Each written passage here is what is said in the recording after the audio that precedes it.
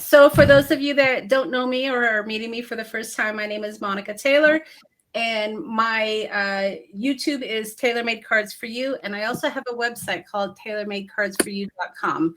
My name for my shop came off of my last name because my last name is Taylor, and I am a card maker. Kathy and I were chatting earlier that I actually started out as a scrapbooker. And then as we go through our crafting journey, we tend to find our niche, and my niche ended up being vintage inspired crafting. So that's what I love to do. I have been crafting for years, too many years. Like I said, my son is 25 and I started way back when he was born. So I've been crafting for a long time. Through those years, I've learned techniques and tricks, and that's why I like to have classes, just to share with you some of the things that I do and to show you that they're really not as intimidating as they appear to be. You know, if you're a Tim Holtz fan, which many of my followers are, you see some of those makes that his designers make, and they're very intimidating. I mean, they were for me, at least. Yes, they are. When I first started watching and looking at the makes, they're very intimidating. But if you break it down, we can all do it. You know, it's just a matter of having the right supplies. What I have found is it's all about the supplies, and then understanding how you're getting to your end result. So that's what we're going to do today. We're just going to kind of break it down. The project itself is not very difficult. I think the most difficult part is the rust. And when I break that down for you, you're going to see it's not difficult at all. So this is a very laid back class. We're here just to have some fun. As I'm showing you some of the techniques, if you have questions, please stop me because it's very laid back. All right, so with that, I'm going to go ahead and switch my camera down so you can see my screen. So before we actually do that, I want to make sure, does everybody have a cup with some water in it? Because you are going to be working with mixed media. Yep. And you want to make sure you have some brushes that you can stick your brushes into some water. You're also going to want to make sure you have some sort of a rag or a paper towels or something, because we do get a little bit messy, and it's nice not to have to get up and grab that. And of course, you should have your kit. You should have everything that you need for the kit other than your collages. So to make our rust, we're going to be using the grit paste, which was on your supply list. And then to adhere our paper to our cardboard, I use collage medium. You can also use Mod Podge. I find it similar in product. I just use the collage medium. And then, of course, a screwdriver. Oh, you got it. A screwdriver, because we are going to need to remove our hardware, which is on our clipboard. So, yep. Oh, you've already got them removed. Very good.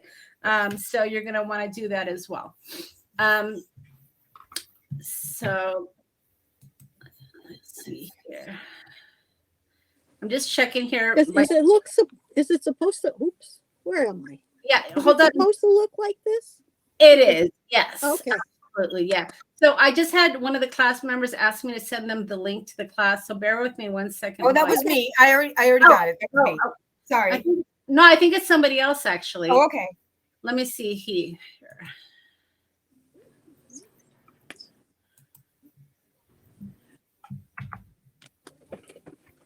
All right. I'll be right back. I'm going to get my glasses so I can see. All right. Sounds good. Okay. I think we are good to go. So I'm going to go ahead and transition my camera down, and we will get going. Let's see if I can figure out how to do that. No, that's not it. Screen share. Nope. Not it. There we go. All right. So. Okay, I'm back. All right. I'm just trying to figure out how to transition my camera down. There we go. Okay.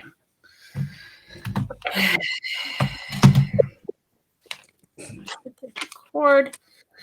Okay, so the first thing we want to do for this project is the thing that takes the drying time. And the drying time is going to be, let me bring my camera down here. There we go. The drying time is going to be, of course, your metal objects. When we add our paper to our clipboard, it dries pretty quickly. So we're going to go ahead and start with this because this is going to need to be painted. We're going to have to add our grit paste on it. We're going to have to rust it up, and then we're going to have to put it aside. So the first thing you're going to want to do, of course, is to remove it from your clipboard. Now, if you haven't done this already, very easy. You just get your screwdriver, and you're going to just basically unscrew it. Once you get it loose, guys, it's pretty easy because you've got this here that you can kind of unscrew it with. So has everybody got their metal object unscrewed already, or do we need to wait for that? I do. I do. You good? All right, very good. All right, so Mama. 1 second, guys. Sorry. hi, Sharon. Hi, 1 second. All right. So I know I sent out a supply list. Was everybody able to get paints? I recommended the ground coffee or ground espresso. I don't have ground espresso. I actually use, what is this one? This is walnut stain. Any dark type of paint I think is going to be great. And basically what you want to do is you just want to take off that pewter shine when you get it. So when you get it, it has this pewter look. You want to make it a little bit more dingy. So that's the reason why we want to paint it a little bit. And did anybody paint in advance? No. Yeah. No, I just did the grit paste. Okay, well, that's all right. So go ahead, and we're going to do this in stages because we need for it to dry. So if you want to, and again, this is your project. So everything that I'm showing you is how I do it. And I'll explain to you why I do it that way. I add the brown paint to it because I don't necessarily want the shininess of it. If you don't mind the shininess of the metal object, we can go right to the grit paste. So I'm going to leave that up to you. I went in and I pre-colored, or I pre-painted mine using my walnut stain. So you can use walnut stain. You can use Okay. I put the Monica, I put the grit paste on first. And that's fine because we're going to be painting over that. So can let me see your metal object. Let me see it. Whoops. Whoops. There you go. Yeah, that's great. So you've got quite a bit on it. As you're painting it, what I would say is if you don't want to cover it completely with your ground espresso, we can go back to just painting it. So I'm going to leave that up to you. Okay. So like I said, to start out, I painted mine and then I let it dry. You can absolutely use your drying tool to help dry the paint. And one of the bonuses of using the drying tool is you're going to find when you start to dry it, sometimes your paint will bubble up and it makes a really cool effect. So don't be afraid to use your drying tool, but please don't touch your metal object because you will burn your hand. Heat on metal is hot. So when you're drying it, just dry down. If you need some sort of a tool, a lot of times I use my paintbrush to kind of move it around, so I'm not touching it. And if you have enough paint on your metal object, it will bubble up a little bit, which kind of makes a cool effect. Okay.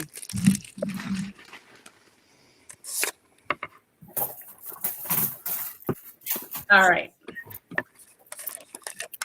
So once you have it painted, the next thing you're going to want to do is you're going to want to add your grit paste. Now, the translucent grit paste is awesome, ladies. This is the first year I've actually used this. I used to use the grit paste that was opaque, and opaque, of course, is more of a white. Translucent is more of a clear. I love the translucent. I used it for a lot of my Halloween makes this year, and I'm going to continue to use it for Christmas. But this is a really fun product to use, especially if you like to distress items, because it works wonderfully. Okay, I'm going to mute you so I can use my heat tool to do the. All right. Sounds good. Can you hear me? I can. Who's that? Oh, good. This is Victoria. Okay. Hi, Victoria. Hi. I'm so challenged with my. Can't figure out how to get it to how to see myself, so I apologize for that. But at No least problem. You may have some options at the bottom. I'm not sure how your screen looks, but you might have like an audio, a camera, a screen. You may just have to screen share because we can certainly hear you, but you may not be screen sharing. all right. I just feel too stressed right now. Hey, I'm sorry, but we definitely don't want that. We want it to be fun. Can you see my screen though? Can you see me? I can. I just Okay. wish I could make it bigger, but I'm just having a lot of challenges here. All right, just keep going. I'll figure it out. Okay. All right. So once you have your paint on your metal object, you're going to want to add your grit paste. Now, the grit paste, there's no rhyme or reason to it, ladies. This is one of the easiest techniques that you can do, which comes out with awesome results. And one of the reasons that I love vintage and I love grunge is because if you make a mistake, you can say you meant to do it that way, because vintage and grunge is imperfect, right? And we're not perfect crafters. We're certainly not perfect people. So I wouldn't imagine we're perfect crafters. And I love the results of grunge because if I mess up, it just adds to the interest or the making it a little bit more eclectic. So that's one of the reasons I love working on grunge projects. So when you are adding your grit, all I do is get a little bit with my paintbrush and I dab. That's it. You can have as much as you want or as little as you want. So I'm just dabbing here, I'm just taking my time, just adding it to it. And you don't need a lot. So I would recommend not a lot because then it gets really clumpy. And you don't necessarily want clumpy. You just want texture. So you're just using a flat paintbrush and you're just dabbing it. That's all we're doing is we're dabbing. And when you're creating rust, remember, if you're trying to make it look as realistic as possible, you're going to have different shades of rust, different textures of rust, because rust doesn't necessarily grow at the same pace. So you don't have to cover the whole thing. You can cover part of it. You can cover more of it. It really is up to you. And what I would say is this just takes a little bit of practice. It's not hard. A lot of times what I would do is when I'm going to sit down and make rust, I have old keys that I like to kind of distress up. I'll sit down and I'll just do a whole bag of keys, or I'll do a whole bag of metal objects because it does take some trying time. And like Tim says, if you craft compartmentally, where you're just like doing certain things at a time, then when you're ready to put your project together, you'll have everything that you need already created. So that's what we want to do first, because this takes the most drying time. Just get your paintbrush, dab it into your grit paste, not needing a lot, and then just dab it onto your metal object. All right. So I'm going to give us a minute to do this. Now, if you're not using your paintbrush, stick it back in the water because it will mess up your paintbrushes, definitely. This stuff does dry and it's not forgiving on your paintbrushes.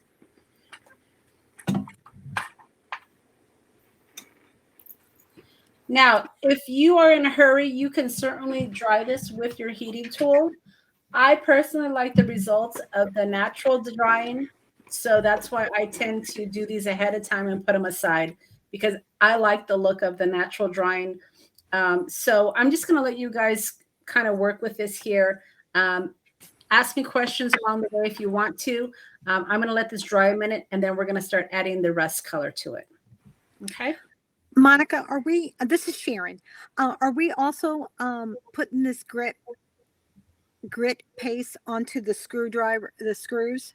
I usually do that last. Okay. Yeah, because when I screw it back on, I want to have an easy surface. And you're going to probably, if you put the grit on first, you're going to end up pulling it off when you go to reattach it. So I do that last. Okay, so I'm not behind yet. The first step that you guys have done is remove the screws, the hardware, and now you're adding the translucent grip paste. Yes, and I think one thing I didn't add onto the directions is to paint it if you want to.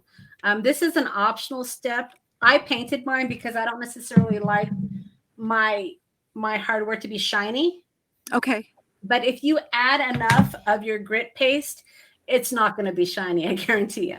But I do add either ground espresso or this is walnut stain. I painted my hardware first. Just to get you painted it first. I did, yeah. But that's going to take more drying time. So Okay. I'll leave that completely up to you. Okay. If you paint it, you can always dry it with a heating tool. Okay. All right.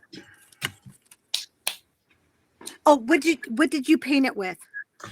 If you did you get any of the supplies that I recommended? So if you have Yes. ground espresso, Okay. that is what I would recommend. I used a vintage photo because that's what I had on hand and I couldn't find any ground espresso. But the dark color is what you want to use. Okay. Yep. Mm-hmm.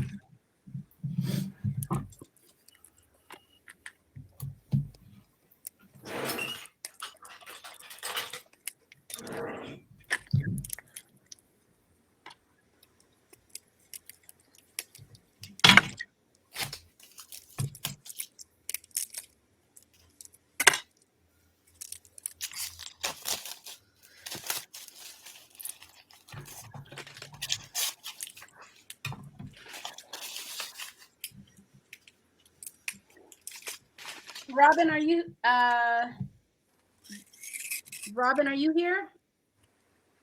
Yes, I'm here. Okay. Did you you said you found some new tissue paper, right? Yes. Okay. Can you show me what you found?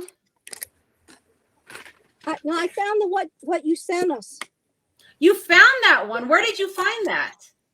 at scrapbook store in Buffalo.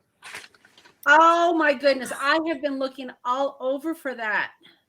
That's why I was going to send it back to you. They only have one.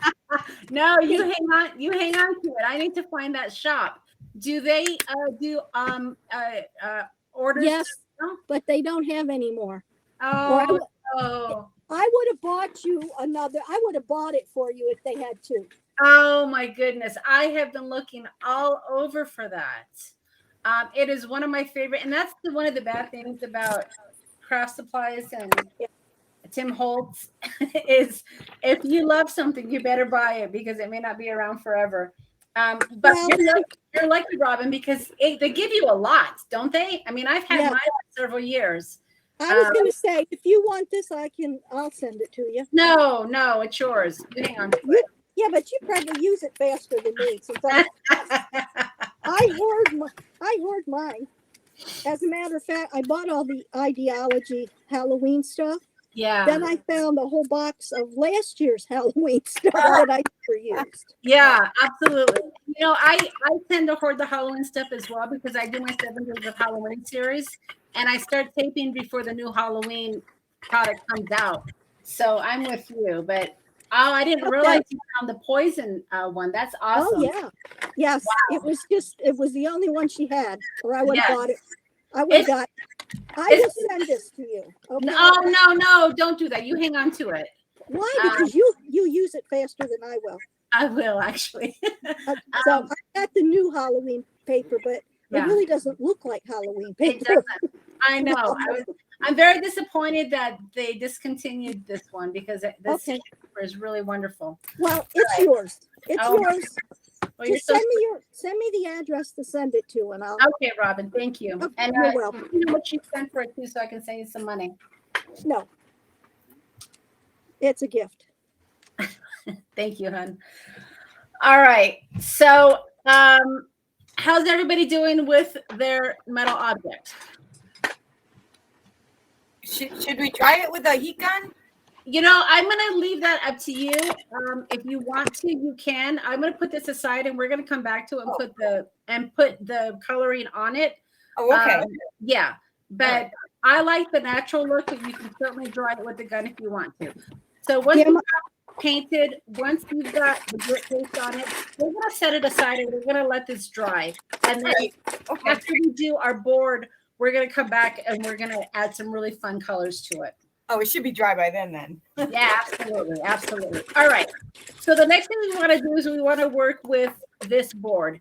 Now, I want to share with you some tips that I do. So when I first made this project,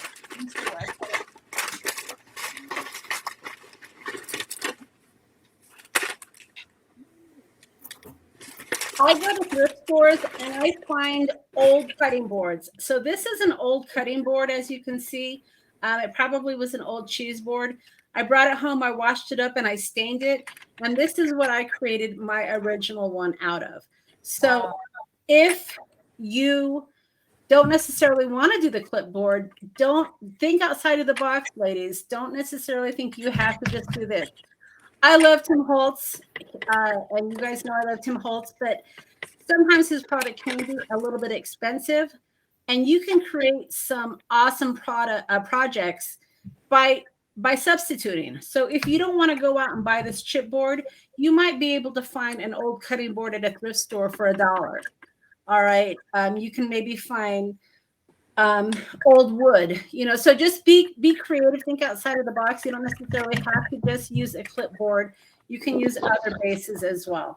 And this base is actually a little bit bigger than my Tim Holtz one, but I wanted to be able to put kits together, and I can't always find the same thing at the thrift store. Pretty much, if you see something you like at a thrift store, you buy it because it may not be there next week. So you don't necessarily have to work off of a clipboard. You can do this on other bases as well.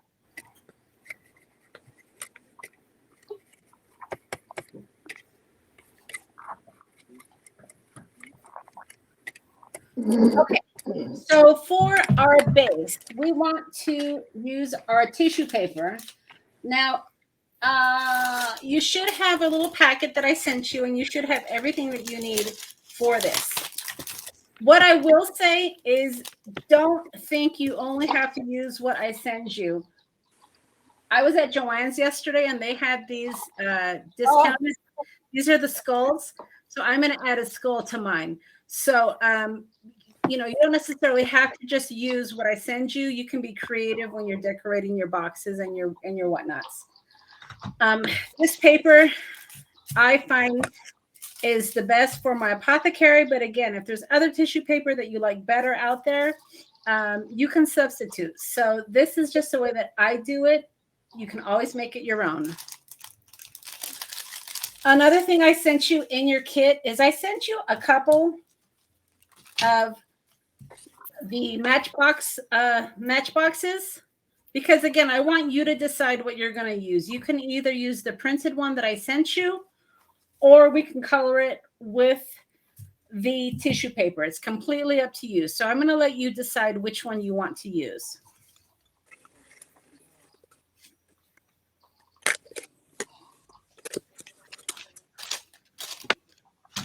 Can we get two of these, or no? They fit together, don't they? What's that? The matchbox. Yeah, you're good. You have two pieces to the matchbox. One of them you're going to fold up, and I'll show you how we're going to put this together. Okay. This is the box, and this is the actual cover. So when you're looking at this piece here is the box, and this piece here is the cover that we're going to cover with the tissue paper. Okay. You gave us two, right? Yes. I did. Yeah, I gave you an extra one because if you don't want to necessarily cover it with the tissue paper, you have choices here. And if you choose one over the other, then when you put this together, you'll have a nice little box for your little small ephemera pieces. These are really cute. All right. So to put this onto our base is very easy. I use collage medium, but again, you can use Mod Podge, any sort of adhesive that will work for you will adhere your tissue paper. What I will say is when you are adhering your tissue paper, be careful, because once you get this paper wet, it will tear very easily. So just be really careful. Also, when you're laying it down, you might get bubbles. So I'll show you what I do to try to avoid my bubbles. Oh, good. I got wrinkles. But you know what? What did I say earlier? The wrinkled, the imperfection of it is what makes it, I think, cool looking. So I did it last night and I left it. And now I looked at it and it's got wrinkles. but Just keep like- in mind, yeah, it's keep in just- mind, Robin, we're going to be covering most of it. So That's what I thought. So I'm Yeah. glad. yeah, absolutely. All right. So the paper that I gave you is directional. So make sure that you aren't putting it, the wrong side. Make sure your poison labels are going the right way when you go to adhere it. I speak from experience, not necessarily on this project, but on other projects as well. You want to make sure you are paying attention to the direction of your design. All right. And then one sheet just wasn't enough to fit, and that's why you're going to have an extra sheet. So you'll have some extra paper to play with. All right. So let's see here. It'll look like this.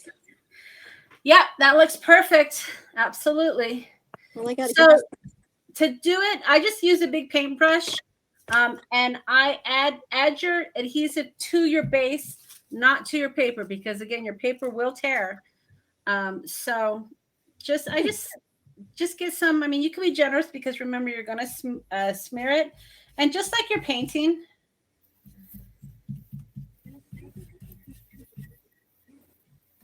The bubbles will come if you have too much of your collage medium, so be aware of that. You just want enough to adhere it, because once we have it adhered, we are going to come over it again with our collage medium. Maybe it's because I used the matte medium. No, that's what I'm using.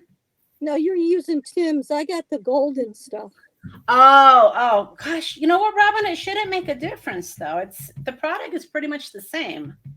I think maybe the reason it did that is maybe it was too thick. It could have been.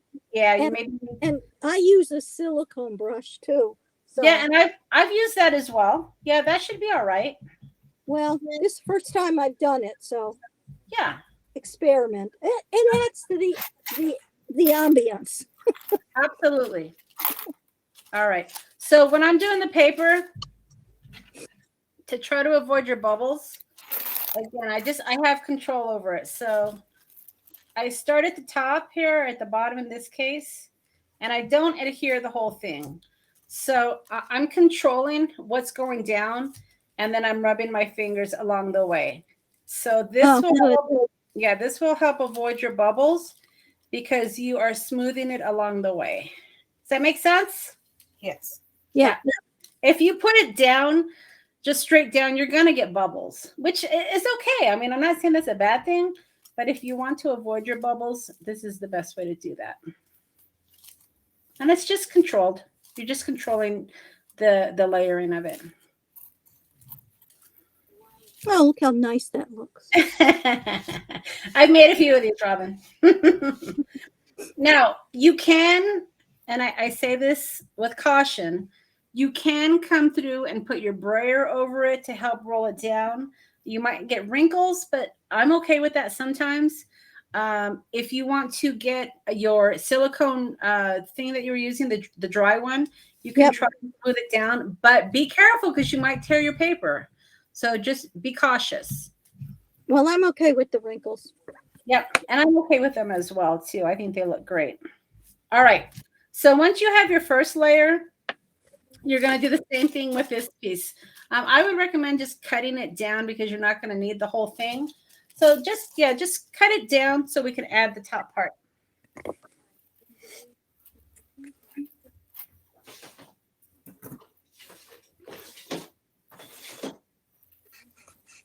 Find my scissors. Robin, you're becoming my best student. I think you attended my other class as well. Yes, I did. I was saying doing these.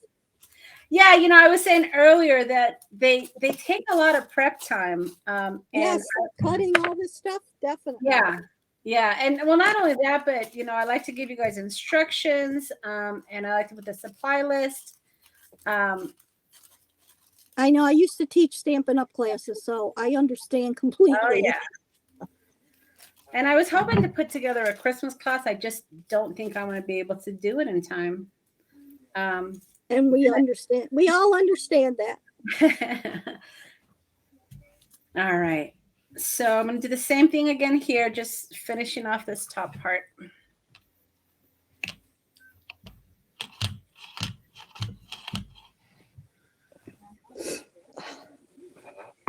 What? What?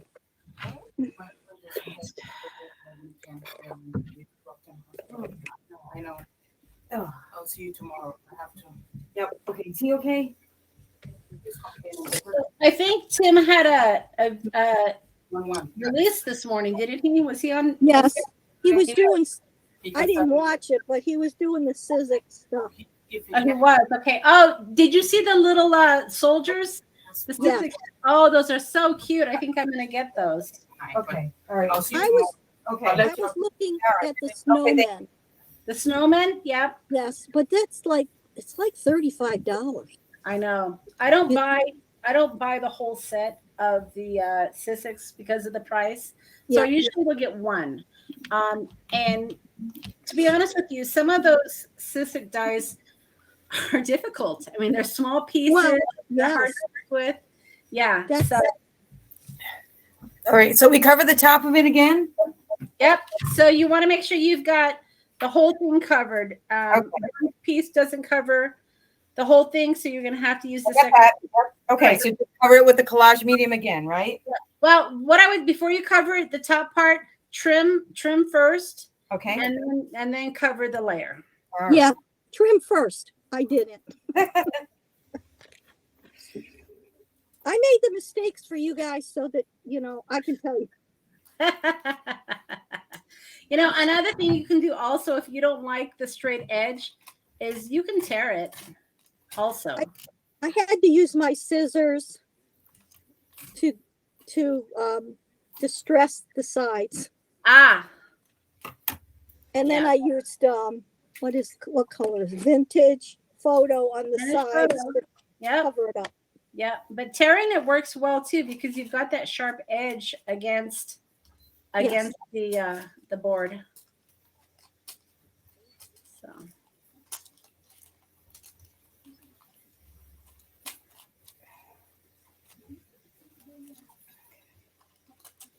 Okay. Right. And exactly what you said, Robin, you want to go ahead and get some of your distress ink if you have it and edge it up.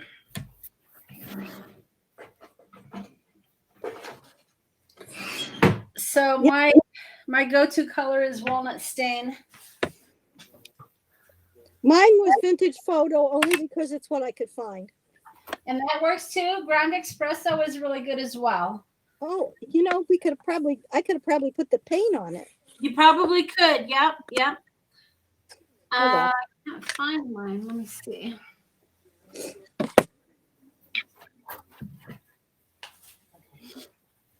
I'm waiting for the stamps release for Christmas. That's what I look forward to. Yes, me too. All right. So yeah, I'm using ground espresso on mine.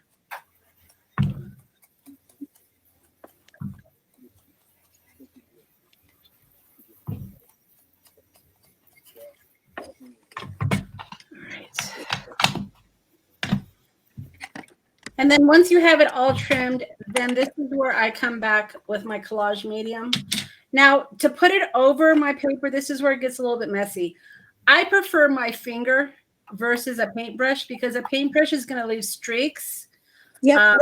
But if you want to use a paintbrush, you're welcome to. You've got your silicone brush that might help as well. I always get nervous using the silicone because I'm afraid it's going to tear my paper, and I can control how much I've done with my fingers. So that's how I do it, but certainly do what makes you comfortable. And see, I think that's what I did was put too much on. Yeah. So it was wet and crinkled up. Yep. Yeah, it'll do it. Watching you, I see I put a lot more on than I needed to. It doesn't take a lot. Yeah, it definitely does not. And I love this collage medium because it's a nice sealant as well. Mhm. So yeah, it I works. think this is more liquidy. This stuff. I had it. That's why. Sure, yeah. Use what you have. I agree. I'll save the Tim stuff. I have to say though that collage medium does go a long way. Yeah.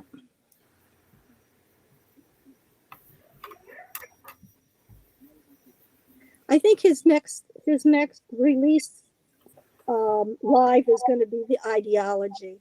That's my favorite. I think I saw some rub-ons. Yeah. For Christmas? I think so. Unless I was thinking Halloween. I think. Who knows? I wasn't excited about the Halloween ones this year because I like the label rub-ons and the words, and his ones weren't like that this year.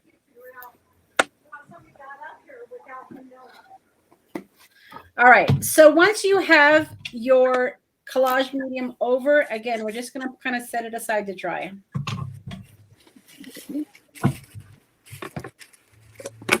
I would not take a heating tool to this because I wouldn't want it to crinkle up. So I would just definitely recommend let it air dry. Yeah, it won't take that long for that. No, not at all. All right. Okay, so how's everybody doing? Is everybody good? Yes. Yep. All right, perfect. Okay, so the next thing we're going to work on is our box. All right, so here's where you have to make a decision, ladies. You've got to decide, do you want to use the black box and add the tissue paper to it? Or do you want to use the cardstock one that was pre-cutted? So I'll let you decide that. So for your box, it's very easy. You've already got the perforated lines. So you just want to, everywhere there's a perforation on your box, you just want to fold it. Okay, just to get it moving here.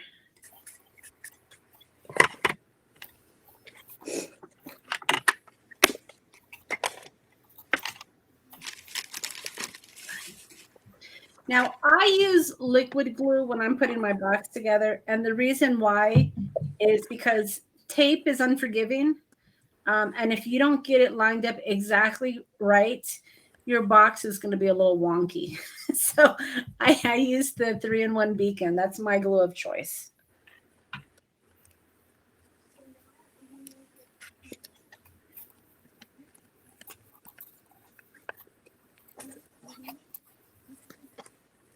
No, Sharon, you have a big craft room.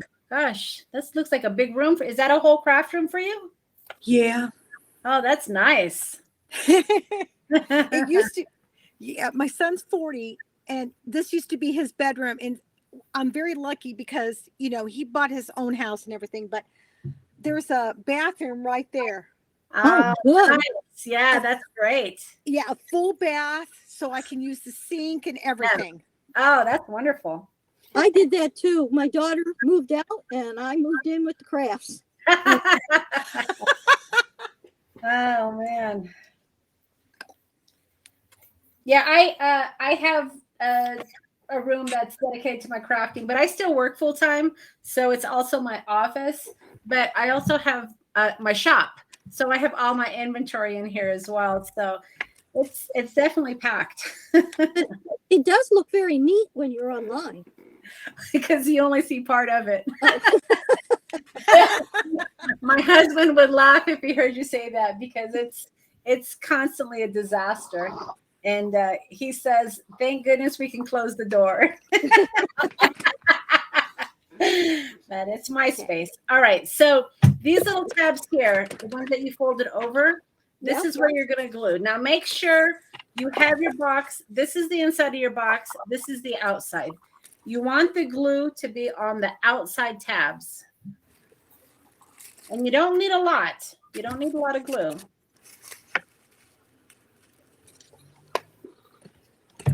And then once you get your glue on the outside tabs, you're just going to fold it. And bring the side in.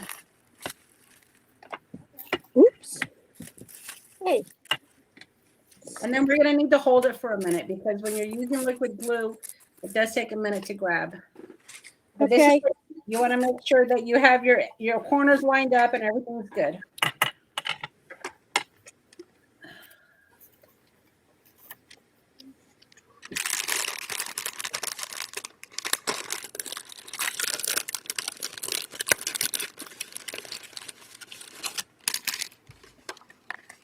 And then once it's tacky and once it's holding, you're going to do the same thing on the other side of the box.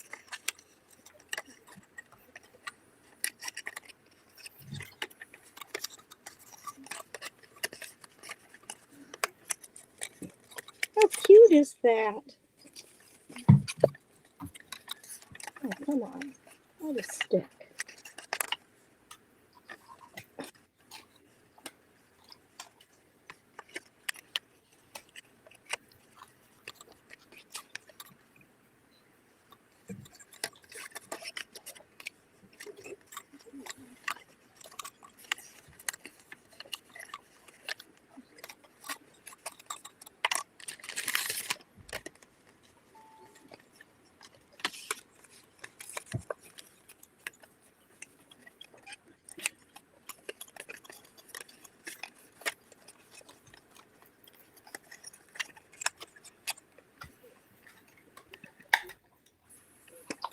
I got to be careful. I'm my tongue sticking out now.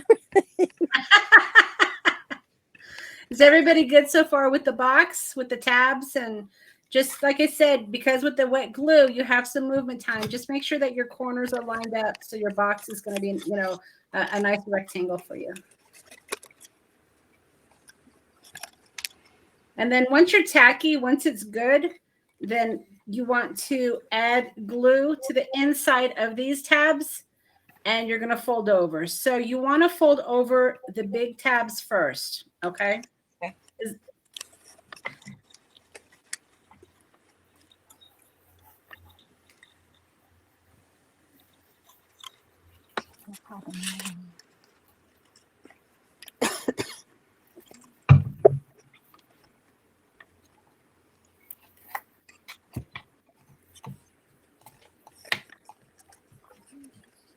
I bought some of this clear glue that you use. Kind of potent, isn't it? This, the 3-in-1, yeah, it's my Yeah. favorite. Yeah, I So stuck when you're doing things, it look like it sticks pretty well. So it does, yeah. And what I like about it is with other wet adhesive, it tended to wrinkle my paper, and the 3-in-1 doesn't do that. And then once you're ready to go, just add the glue again to the small tabs, fold them in, and then there's your box. okay, it wasn't that difficult. No. At first, it looks scary. Scary. Yeah, I couldn't figure out how to do it. It's an illusion. Yeah. All right. Is this one of Tim's dies? I know. No, this is a die I got on Amazon for a lot less. I was gonna say, I know he used to have an old one that he did. Yeah. I think his boxes were a little bit more shallow. And this one I think is more of a pocket. That's why I like it.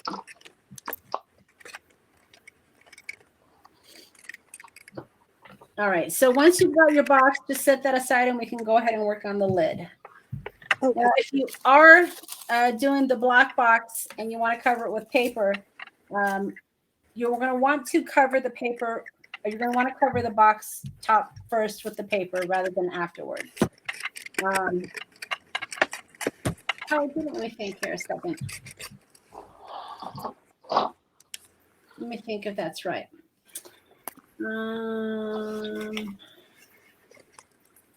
Isn't the little tiny tab? Is that what you glue? Yeah, this is what you're going to glue, so you don't want to do that one. I'm just trying to think if that's how I actually did that. Yeah, it is. All right. So here's what you want to do. So obviously your paper is a little bit bigger than this, so you're good to, I would think. Yeah. Just cut this in half. Make it a little bit more manageable for yourself. Before we start adhering.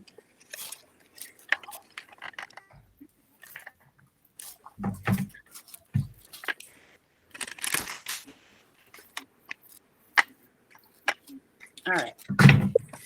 Now, when you go to add the paper, when you add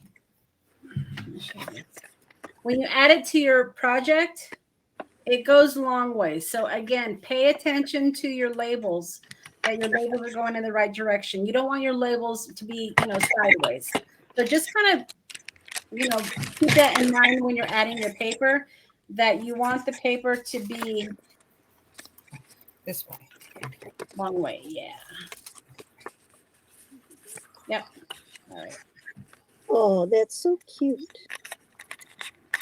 All right. Now I like to start from the edge because again, this tab here is going to be what you're going to glue it down with. I mean, it probably doesn't matter. That's just how I do it. And then as you're gluing it, pay attention to your folds because you want to make sure that your paper is not so tight that it doesn't fold. But again, if you're using liquid adhesive, you're going to have movement time. So you should be okay. I'm going to use collage medium for this. I don't actually use my 3-in-1. I use the collage medium.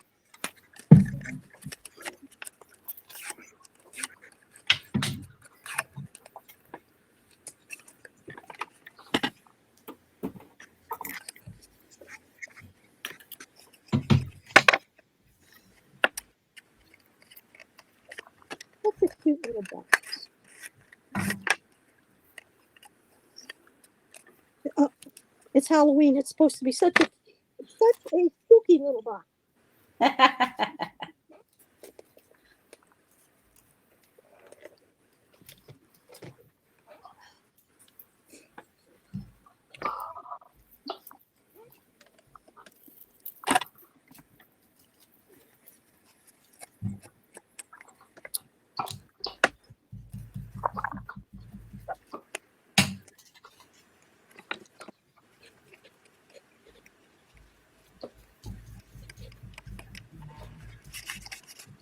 Lord, how are you doing? I know you're on mute. I'm just checking in with you.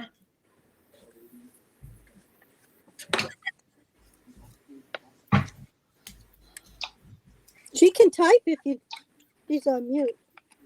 Oh, yeah, huh? On the chat? Yeah. Yep. That's how I did it the first time because I didn't realize that.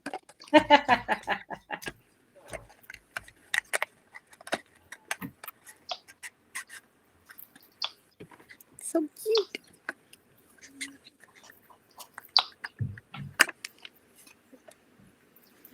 Oh, yeah. Cute, cute, cute.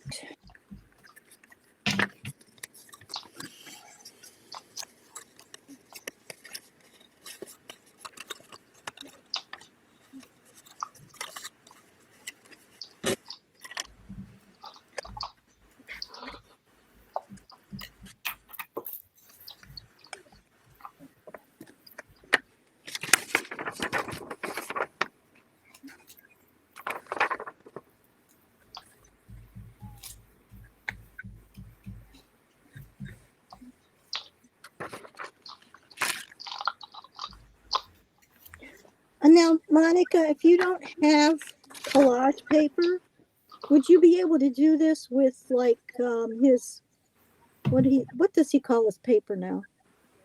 Oh, Backdrop. The backdrops. Yeah, absolutely. Sure. Yeah. Oh, well, you can decorate these however you want. Definitely. All right. it's easier with that. And then once you have your paper on, then again, you're just going to trim it. Now, this one I would recommend actually trimming versus tearing.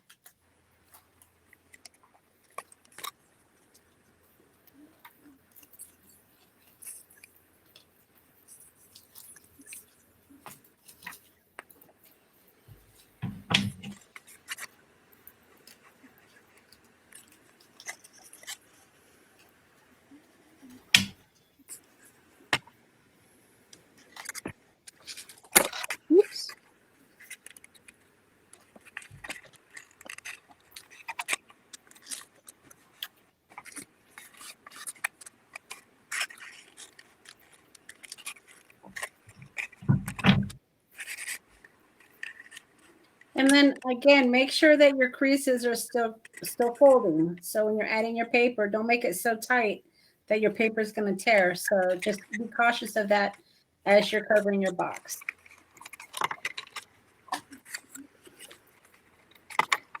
And then once you're ready, this little tab here is going to be where you add your glue.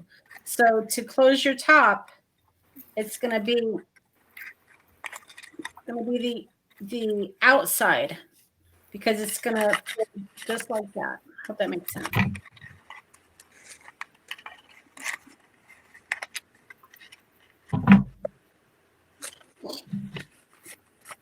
Now, before you glue it shut, if you want to, you can also add your distress ink around the edges.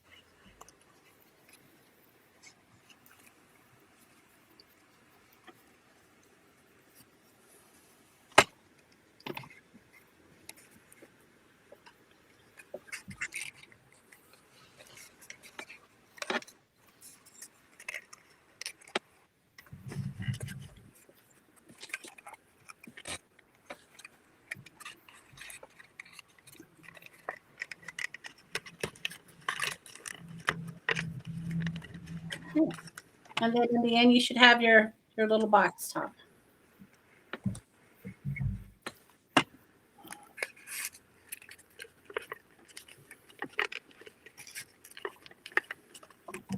Did you put collage medium on the top of the paper?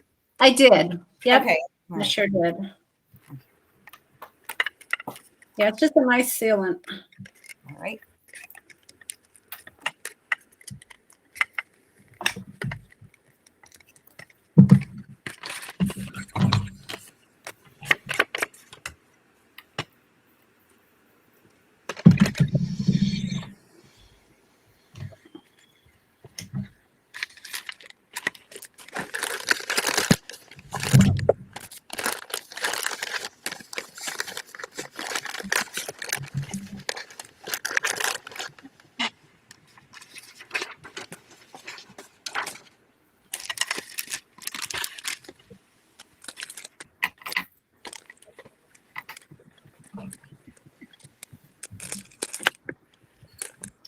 Okay, so now we have the top and the bottom of the box, and it should fit in pretty nicely, but we're not going to put them together. Another idea you can use these little boxes for is if you have a bigger surface. So I've seen some projects, and this is just more ideas what you can do with these little boxes. Some people will put these on boards, you know, half on, half off to make it a little bit longer. It's completely up to you. I like to have them separated because then I have a little shelf to put all my little knickknacks and pumpkins and all that kind of stuff. But so once you have your boxes, then these are going to be ready to glue down. But we're not going to do that yet. The next thing we want to do is we want to put our labels, and that's because we want to make sure we have our you know, everything lined up correctly. So in your kit, you should have the Apothecary, and you should have elixirs and potions. That's what we're going to work on next.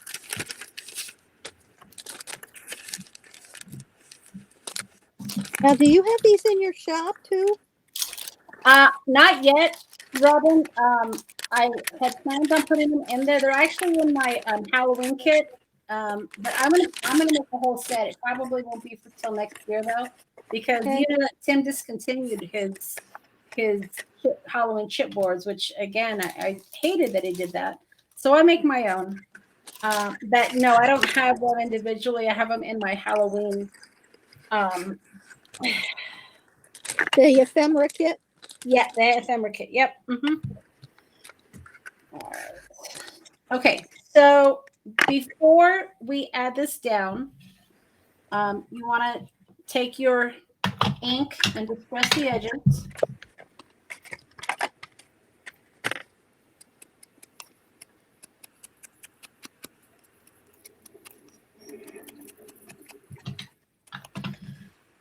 And then if you want to, I don't normally do this, but if you want to, I think I did it on my 13, you can add some of that distress, what is it called? Hold on a second.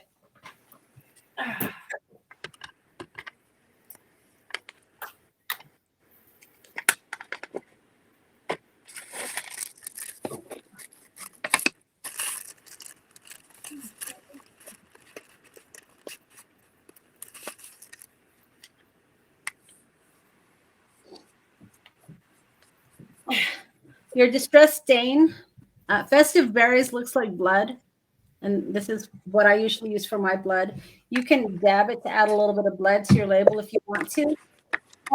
I did it on my 13 cents here. I don't know if you can see that. It has a little bit of blood there.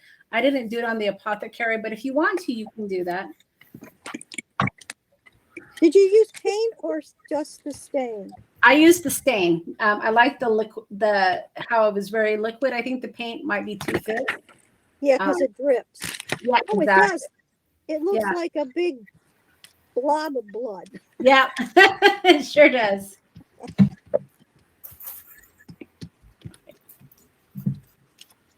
And then once you're ready to add your label, it just goes at the bottom of your board. So just, kind of figure out where the center is and then just glue it down.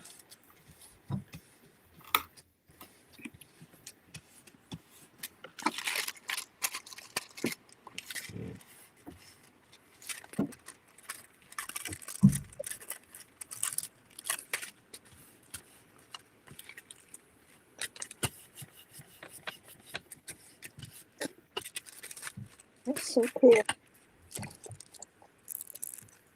All right.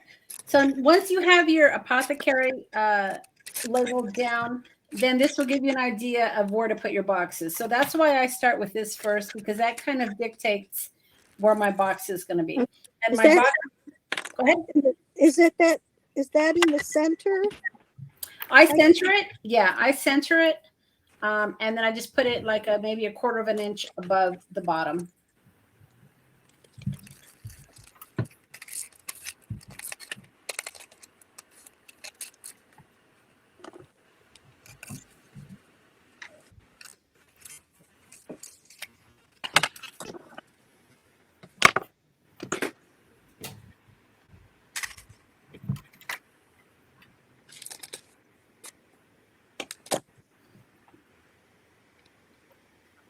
And then once you're ready, this is when we're going to go ahead and we're going to adhere our bottom box. All right. So the box, as far as where I have it about a quarter of an inch above my label and just slightly off to the right. The way that I figured this, I mean, if you want to get your lid, you just want to make sure that it's aesthetically it looks good. So I didn't really necessarily have any rhyme or reason. I just, when I first made my first one, I put them both down and I figured out what looked good to me. I also put my metal clip here just to get an idea of how it's going to look. So that's what I would recommend before you start gluing down your box. Put your metal clip here, get your elixir, make sure everything's going to be, positioned correctly before you actually start gluing. And once you glue, you're pretty much committed. All right. Excuse me.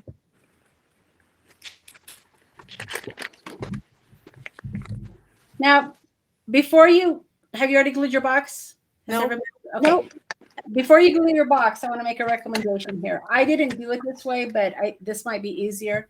Inside of your box, on my original one, I put the little poison sticker, but I gave you guys that square, one of these square things here Okay. that I think looks better. And that's what I'm going to use in mine. You can use your poison one for your backdrop if you want to. But I intentionally gave you one of these square collages to go inside of your box.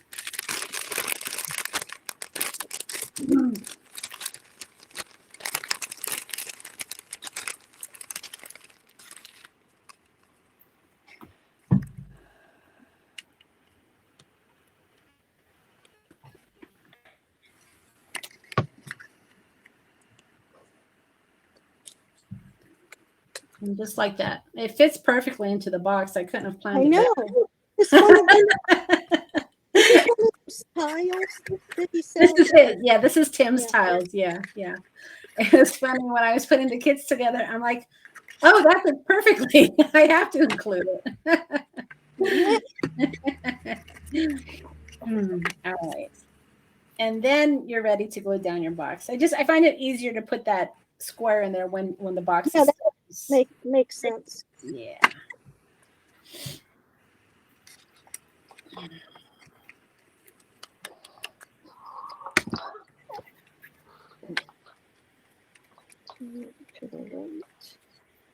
So are you finding my instructions good? Am I going at a good pace for everybody?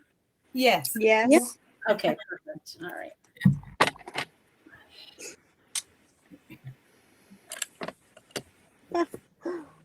Oh, my box is crooked.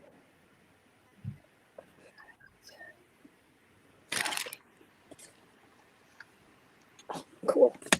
Apothecary designs are my favorite. I don't know if you saw one of my videos of, oh, bless you, of the 7 days of Excuse me. Yeah. Halloween. I did an apothecary, and I think I shared my little apothecary shelf that I have. And I just love it. I love the apothecary theme. It does look like blood. It does. Yeah, Yeah. it's the best color. Absolutely. Who thought festive berries would be bloody? All right.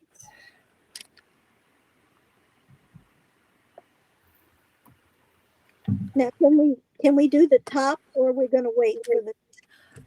Typically what I do is I do my boxes first and then I do my top. But if you have it lined up, Robin, and you're comfortable with where your elixirs and potions are going to be, you can absolutely do that. I just like to place everything before I glue it, just so I know, ultimately what it's going to look like and everything's positioned the way I want it.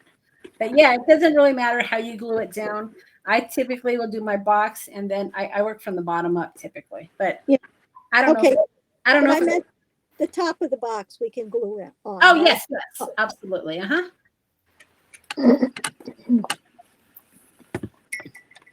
Yep.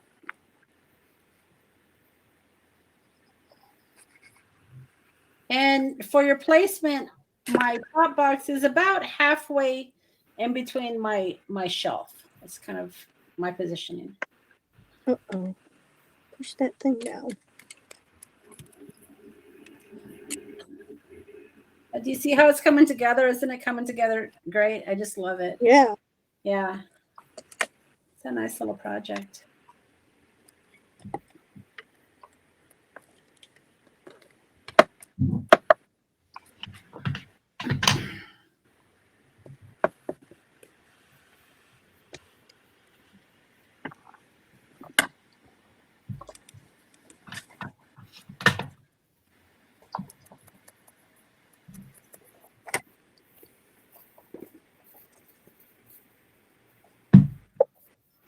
Thank goodness there's playtime with this.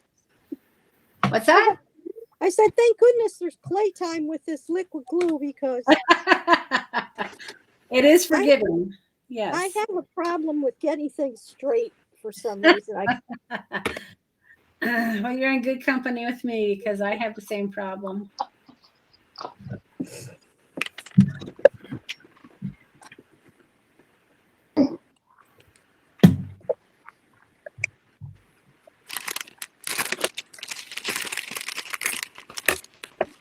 Yeah. All right. I forgot the hole. Okay. So this is where we should be here. Yep. Yeah. Okay, so hopefully everybody has been paying attention to the direction of their clipboard, because I just realized my holes are on the bottom. So I did this upside down. Oh, I hope everybody's been paying attention to the way that their clipboard is. I just put the yeah. holes, I just poked the holes in the top of mine, so I remember. how Yeah, that far was to go. probably smart. I have one of those punches, so I can punch more holes. It's not going to be a problem for me. Oh, okay. But hopefully everybody's been paying attention to that, because I just realized that. Yeah, because for other ones will be covered up. You won't even know. Oh, or your apothecary over here. Yeah.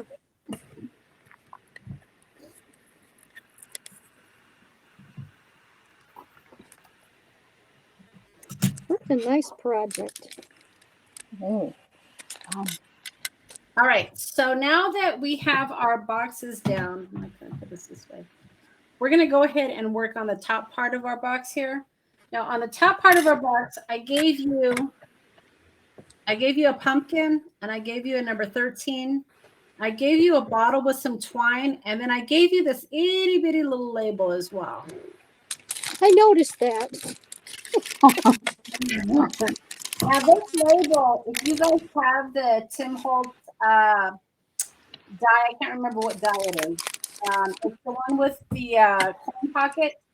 I made these to be able to include in the kit. So you can make your own labels if you don't have like rub-ons or small stamps. I just went into my Word document. Well, I used Photoshop is what I did. And I created all these different figures like elixir, poison, figure 142, figure 25, figure 31. And then I sized it to work with my little itty bitty die. So if you want to make more labels, you can make your own. And if you had that die, it worked well. Good. Yeah.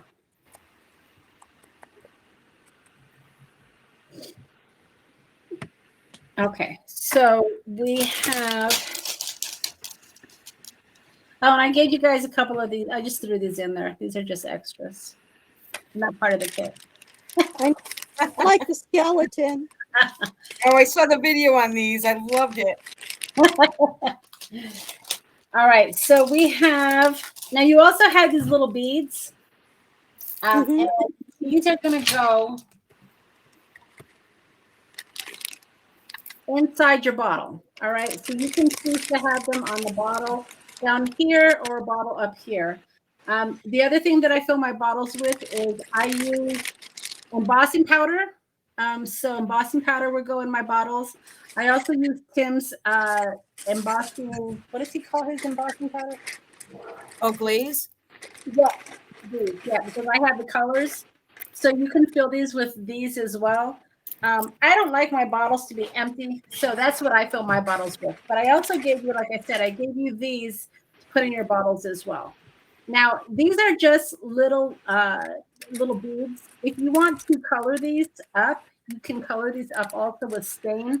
I don't. I leave mine white, but I think you've probably seen how he does that. He puts them in a little bowl or a little, and then he adds it, and then he just kind of swirls them all together. So you could color these up if you wanted to.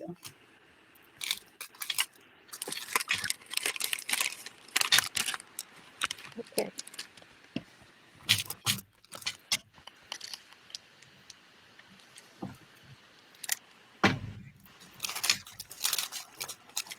You're also going to have little stickers here for your poison that you're going to need to cut out to go on your bottle.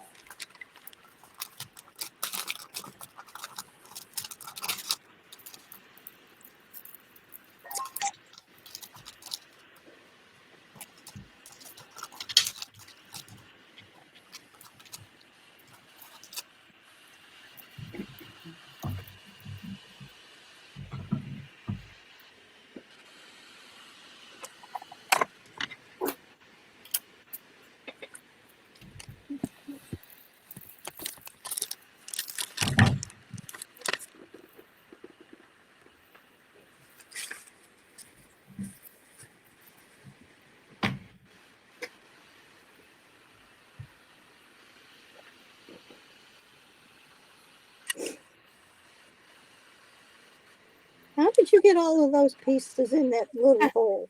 I know. If they don't all get to the hole, just unravel it.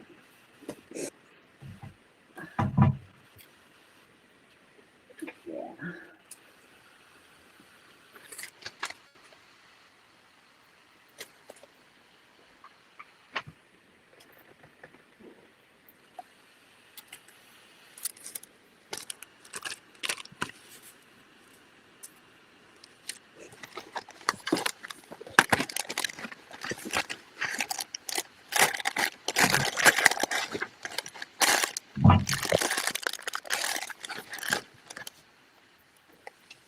Okay, most of them. Just, at least that one.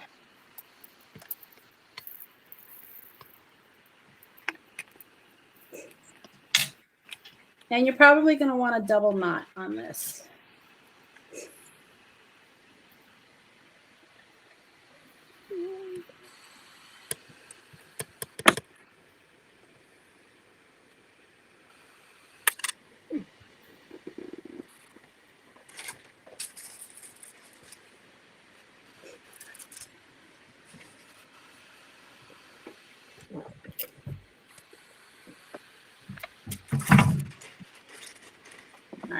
And then Is it the big bottle that we're using?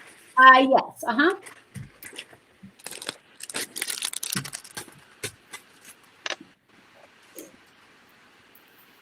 and this is what you should end up with.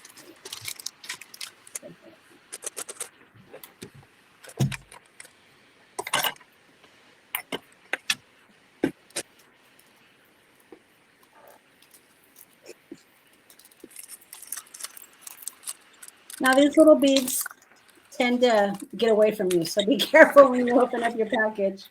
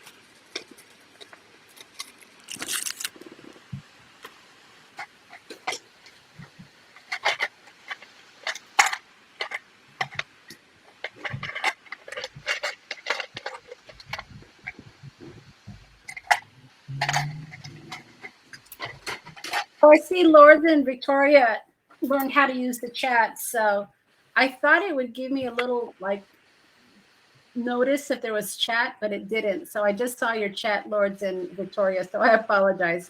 I now have your chat up so I can see if you're chatting with me. Oh, no problem. Oh no! Okay, I'm gluing that little label on.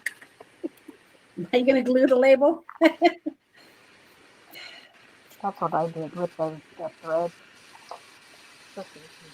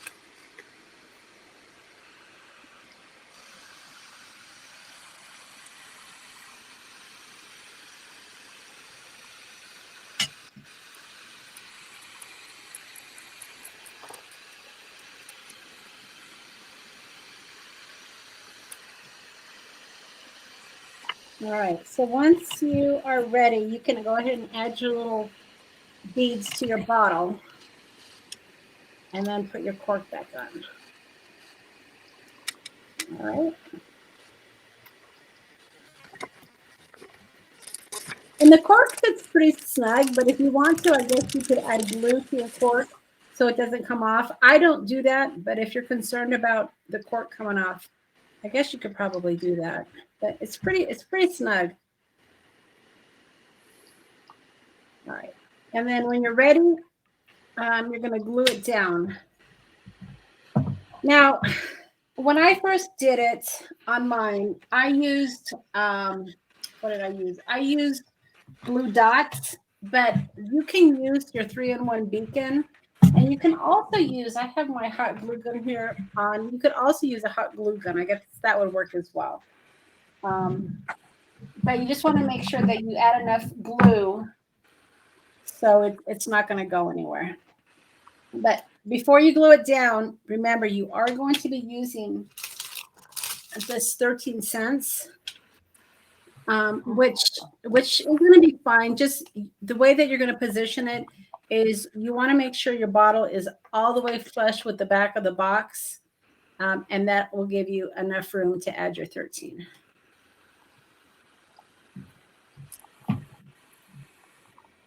And then remember your little pumpkin is going to go right next to it. Now I'm going to use my skulls instead of my pumpkin on this one. If you have the skulls, you're welcome to substitute.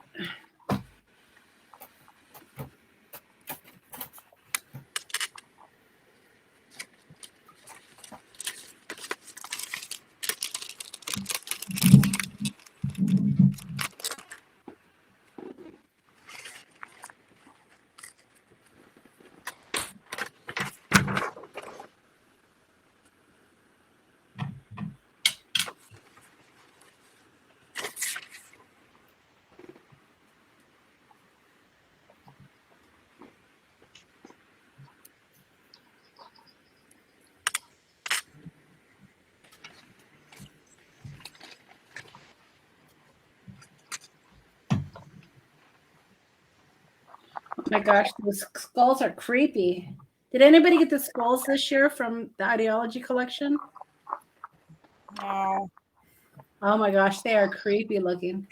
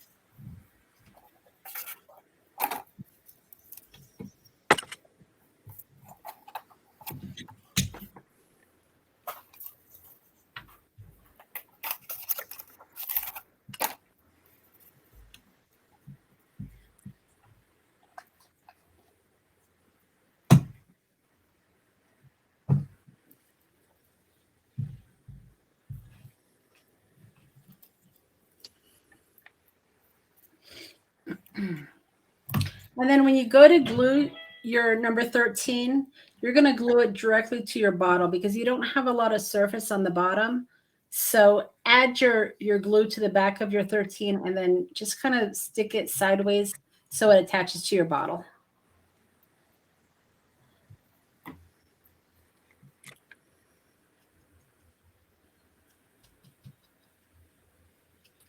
Monica, did you use all your thread on one bottle? No, I don't. I've got leftover. Yeah, just enough. I mean, again, it's just enough to make it look how you want it to look. But I just very good. Yeah, I wrapped it probably about 4 times, I guess. I was going to say, this is a lot of thread. Yeah. Yeah, I try to give you extra just because, sometimes we make mistakes. So I try to give everybody extra. Well, I appreciate that. As you can tell, I'm a little bit behind.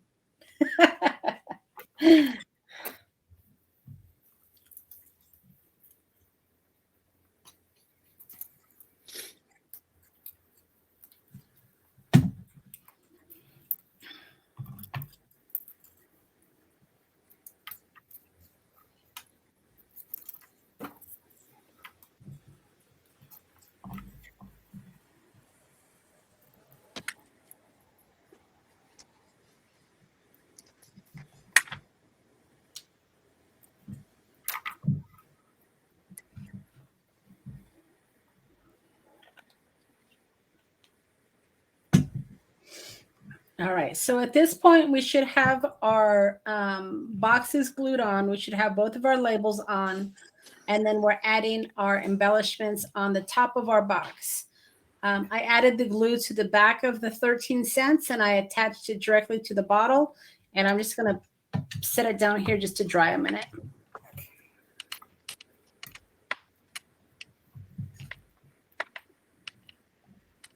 Now, did you guys remember to add your poison to your bottle? No. Okay, I did. So I'm pulling my 13 off. And that's the nice thing about the glue. You don't probably have to add the poison because the 13 covers it.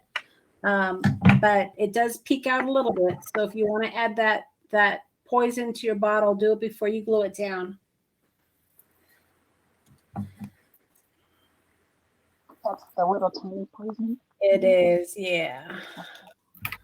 And these are stickers, but you still probably want to add some adhesive to it just to make sure it sticks. Okay, I didn't know it was a sticker. Yeah. Probably would have made more sense to glue down the poison to the bottle before you adhere it. But hopefully, if you've already glued your bottle onto your box, you still should be able to get your poison label on.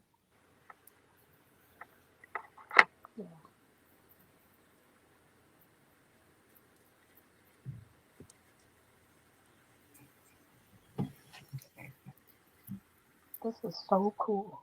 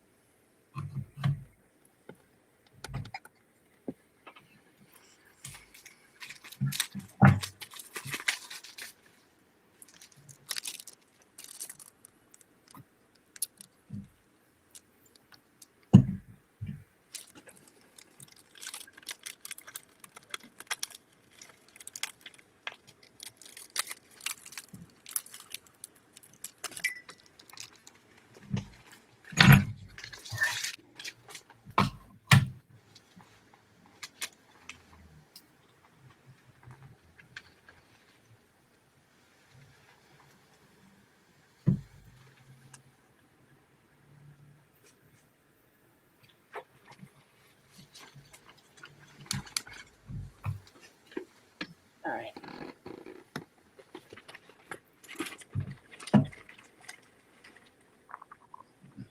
Monica, I noticed that my box came from Prescott. Is that where you live? Okay, what? Say that again. Do you live in Prescott? I do. Uh-huh. Oh, okay. Yeah, because the box came from there. I had no idea. Yeah, we moved up here about 4 years ago.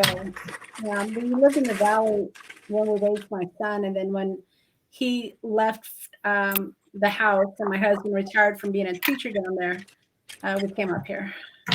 Nice. Yeah. It's getting a lot more busy up there now, though, isn't it? Yeah, it is. Prescott Valley really is busy. I mean, the nice thing about Prescott is they control the growth. And I live, if you're familiar with Prescott, I live going towards Thumb Butte Mountain. Okay. Going towards the country. So we don't, it's still really, really nice and rural. Mm-hmm. Yeah.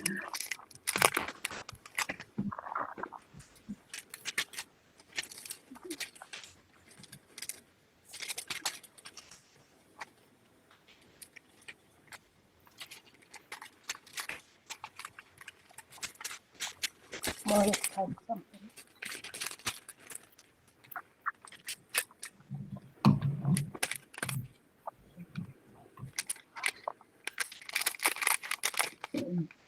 Monica, Lourdes type something. Oh, I use a green label. Oh yeah, absolutely, Lourdes. Lourdes, you can use whatever you want on this. That's what's nice about these. I'll pull a Timism here. You do you. You do whatever works for you.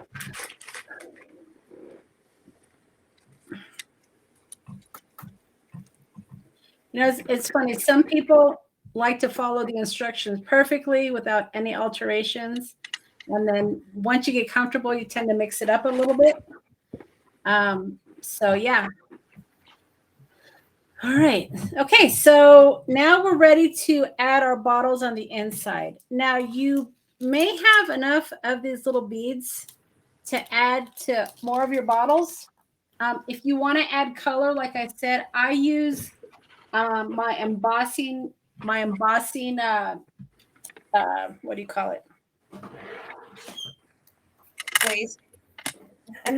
Well, this stuff here, my embossing glaze. Yeah, because I've got colorful embossing glaze, and then I can fill my bottles with that. If you don't, any embossing powder will work. You can use the beads as well, or you can leave them empty. It's entirely up to you. Now, this little bottle that I included, this is an actual vintage vial that I found where did I find these? I found them locally. I found like a whole bag of them. But yeah, this is an actual vintage vial that I included for you. Oh, Thank you. Uh-huh. I love it. Yeah, me too. You did very good with this kit. Good. absolutely. All right. Yeah, and that's the thing about my kids. What I was saying, my classes take a long time because I created all of the labels, because you can't find little labels like this. I created all of the labels. I created the tag. I definitely hand pieced these kits together. So I don't know what I'm going to do if I ever get like 20 people coming to a class. I think I'm going to be in trouble. Might be a little bit too much, but I think you do all right.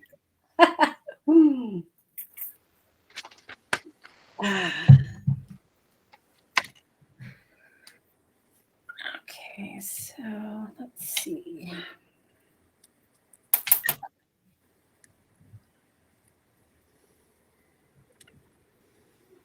Yeah, I was wondering how we all got the same clipboards or chipboard. Yeah. Yep. Yeah, the clipboards actually are Tim's, and I picked those up Every once in a while, I can find some of the stuff on sale. And when I do, and I know I'm going to do a class, I'll buy like 20 of them.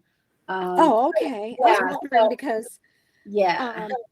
you only get like one saying per package. Right. Right. So yeah, so because I have a Photoshop program and I do a lot of my own digitals, I'm able to create whatever I want essentially. So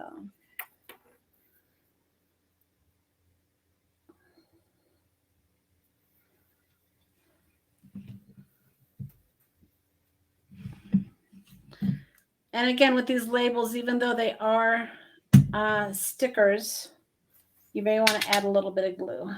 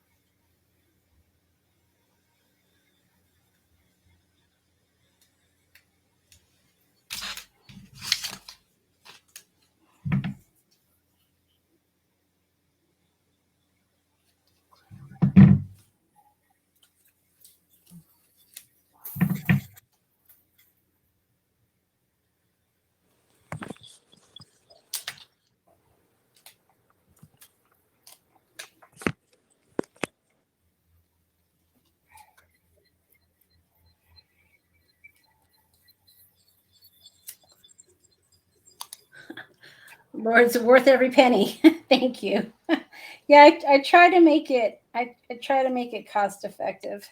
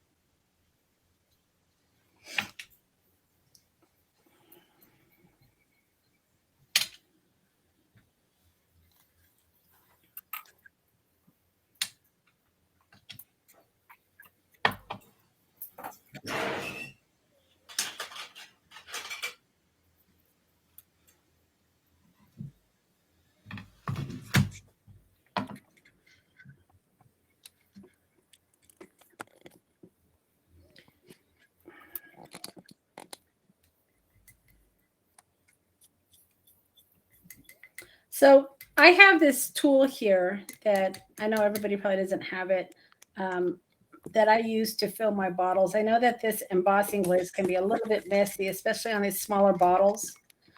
I would just say have something underneath. It's probably going to be messy if you're trying to fill your bottles. If you have one of those, what do they call them? The siphons. They'd have to be really small though. But yeah, just do your best when you're filling your bottles.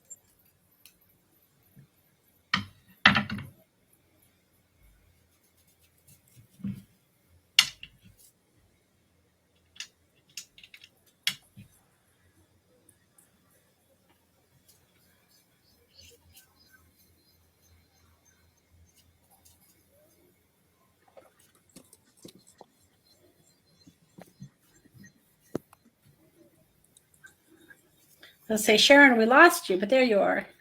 Yeah. Where's My laptop died. Oh no. And so now I'm on my iPhone. So now you're going to see a really close up picture of my face. I don't like that.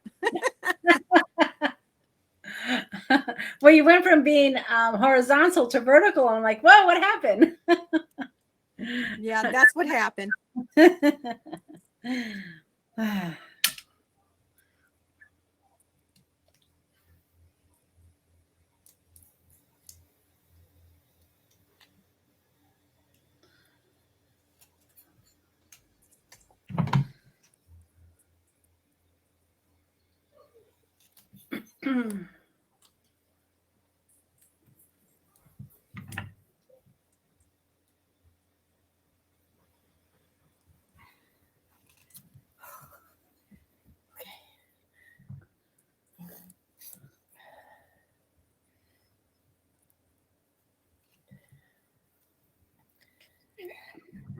All right, so now I'm just working with the bottles that I'm going to be putting inside of the box.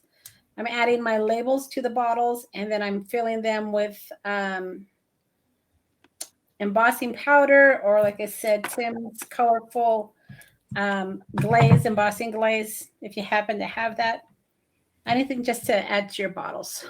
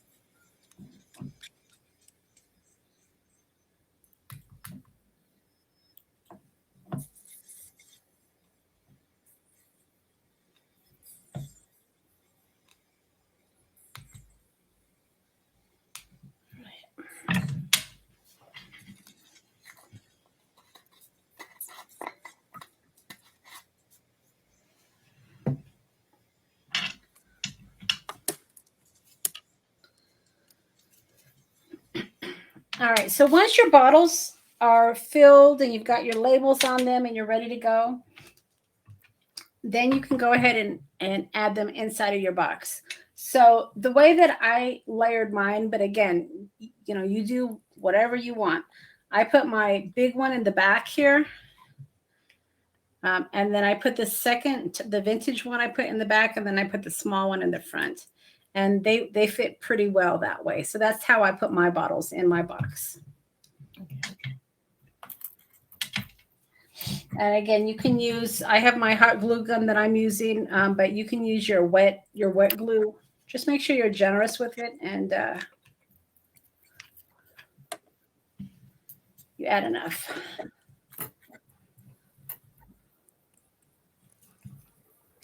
Let's see.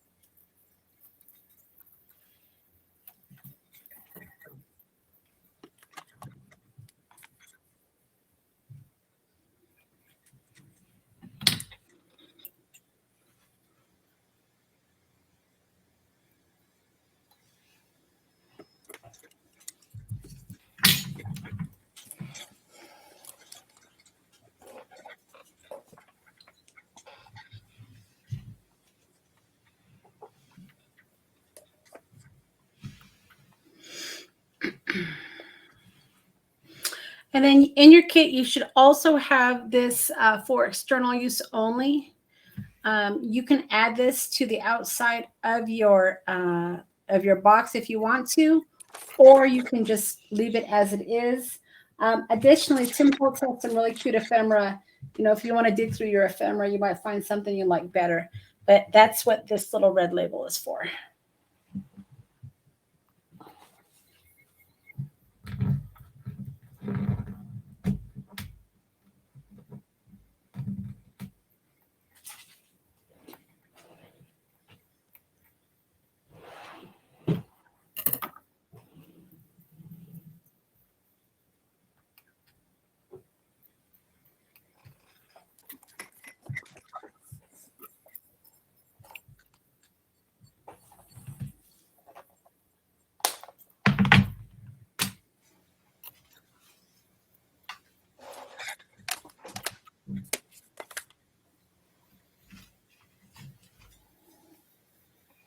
So for instance, I found this label right now in my ephemera from Tim Holtz, and this is the label I'm going to put here. So if you have something else you want to add to your box other than this red one, you know, you might have something you like better.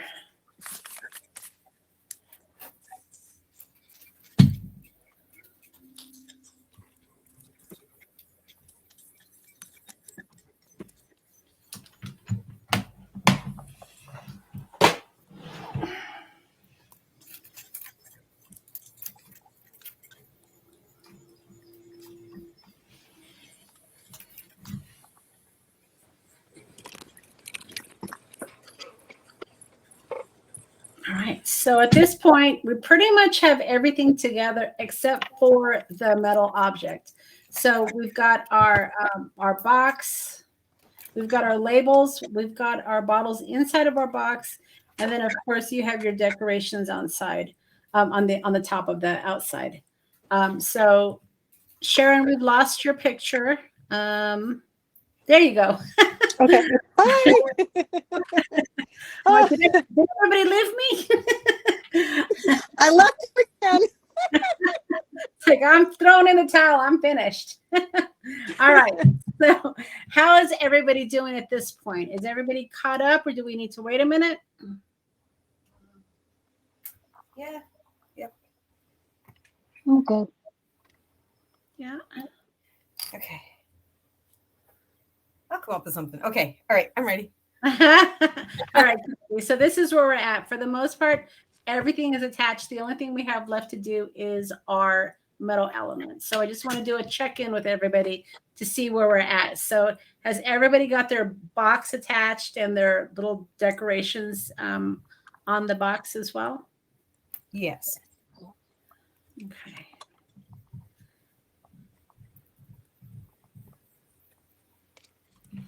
All right, so if we are ready, we're going to move on to the rust, which is our metal element. So I'm just going to do a little cleanup here. Robin, did we lose you? Oh, you lost your speaker. You're good. Okay, there you are. I got to remember to look at that chat. All right. All right, so rust. So there's a lot of ways to do rust, you all, and it's not as difficult as some would think. When I first started doing my rust, I was part of a design team called Tattered Angels. They were also part of their vintage line. I can't even remember, but anyway, I was part of their design team, so I got access to a lot of their sprays and kits and whatnot. They had a kit called Rusty Metal Service, and this is how I learned to do my rust. As I became more proficient in crafting, I learned to do my own with what I had. So the key to rust, and listen, because this is my secret, the key to rust is grit paste and 3 colors.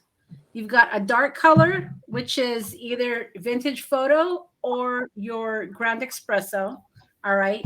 You've got a red color, which I always recommend fired brick. All right.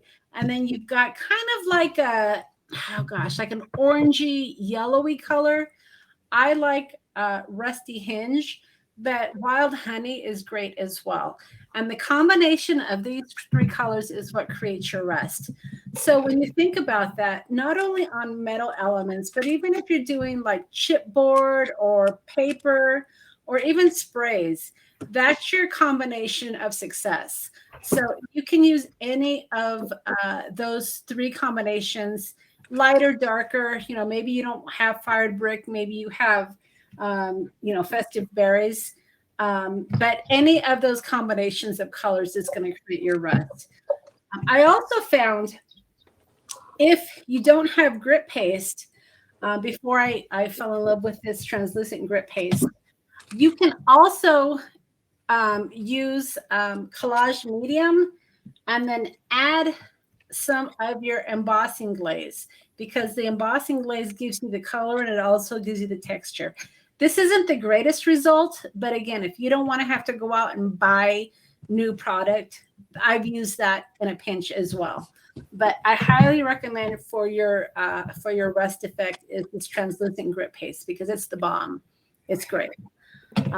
And so at this point, you should have your rusty element. If you painted it, it's completely dry. You've got your grit. You can feel the grit on it. I mean, if you feel your element, it is nice and textured. It's wonderful. So all you have to do now is add your color.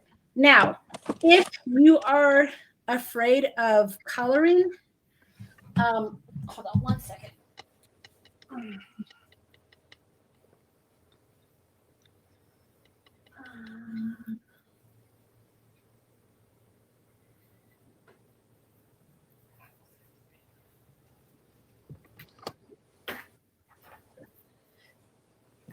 Sprays work as well. Now, I am constantly experimenting with my product to see what results I can get, and I would recommend that for you as well. Take away what I'm showing you here, but then go play a little bit. If you don't like to paint and you have these mica stains, I just started playing with these this year. I didn't get them last year, and I love them. Spraying works really well also, but you're going to get a more moist effect with your sprays, obviously, and you're going to get runs. So you don't have as much control, but if you really are not comfortable painting, you can use sprays as well. The mica stains will give you a little bit more of a shine, which is okay, right? I mean, I used the micas on this one, and I thought it turned out okay. But just, what I'm trying to say is not every product needs to be, this is all you can use and that's it. So experiment with your product to see what you like best. So with that being said, I'm going to stick with the paints. I have more control over the paints. And then maybe in the end, I'll do some spraying. Okay. All right. So you're going to need your paintbrushes, of course.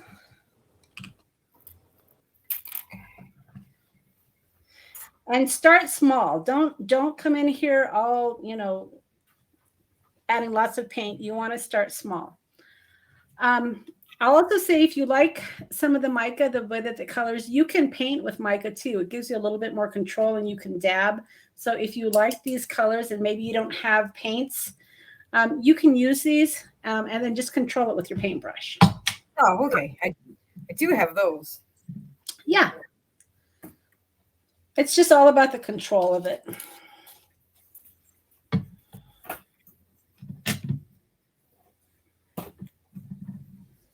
We'll use these as well.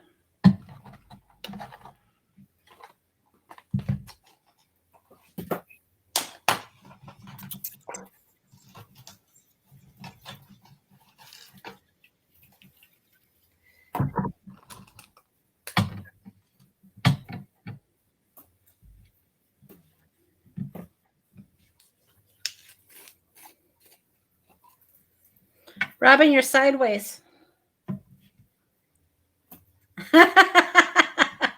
I forgot you can't speak. Okay.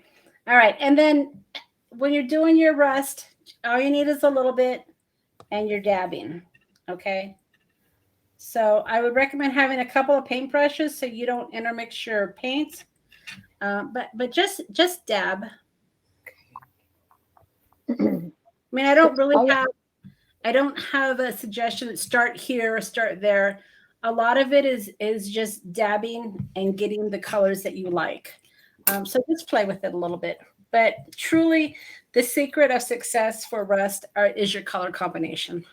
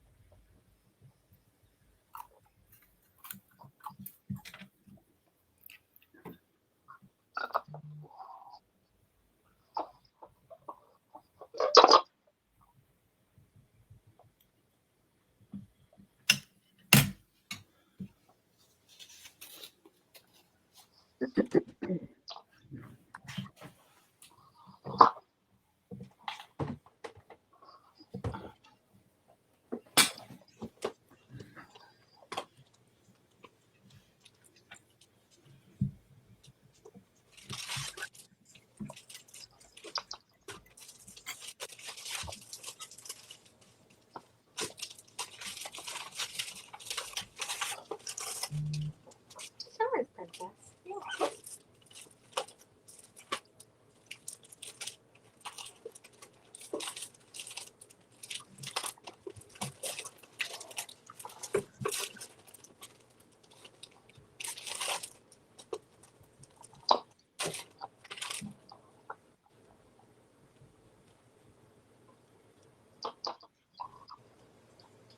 And the nice thing about rust also is if you don't like the way it looks, just keep playing with it until you get the look that you like. Nobody taught me how to do this. It just was really just trial and error. And I found it wasn't difficult as long as you use the right color combinations. And that's my secret, just knowing what colors to use. I guess it's not really much of a secret, right? But that's the best advice I can give you.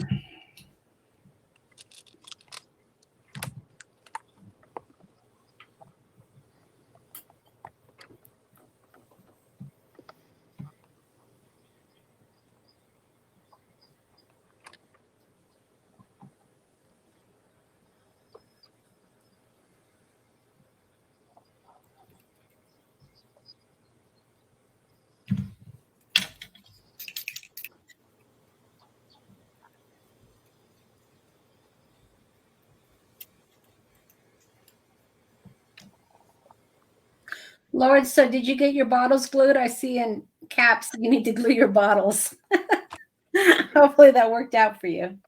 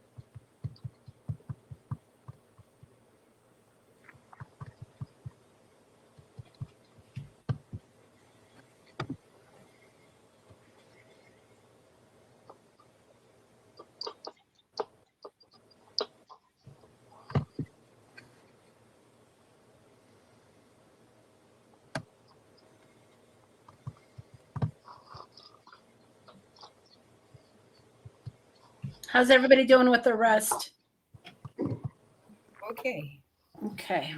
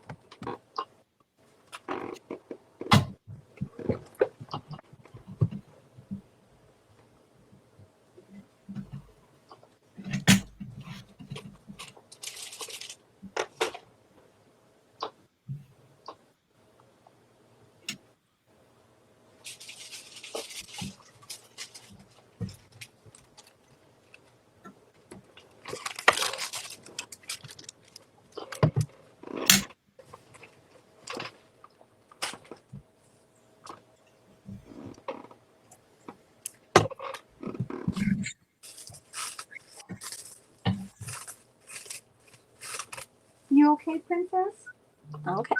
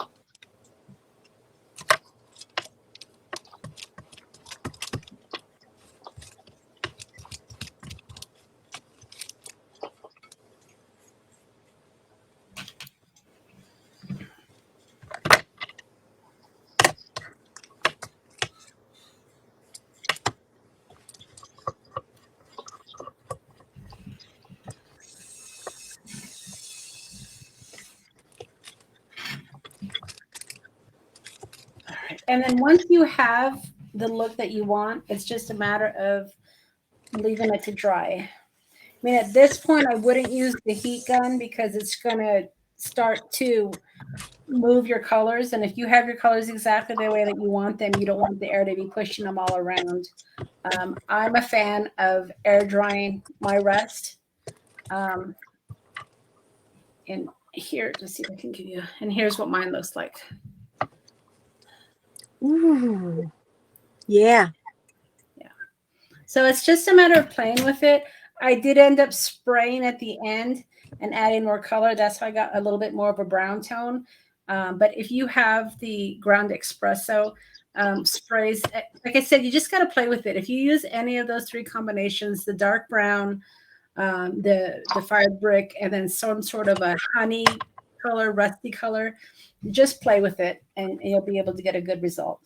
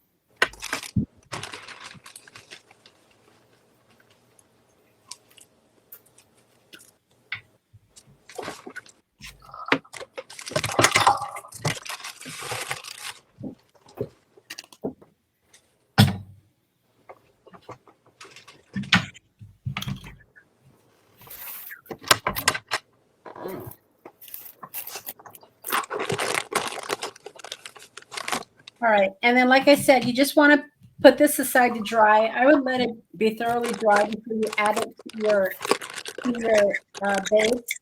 But adding it to the base, just the opposite of this, taking it off. You're just going to add it, add your screws back in.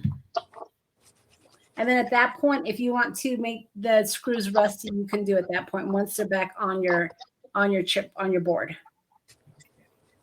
And that's it, you guys. All right. Okay. So I'll hang out a minute here if you guys want to ask me any questions about anything about the class. I'm going to go ahead and turn off the recording now so we can chit chat a minute if you want to. But does anybody have any questions regarding the class and what we made? Or is everybody good? I'm good. It was wonderful. Yeah. Okay, great. All right. I'm going to go ahead and stop the recording. All right.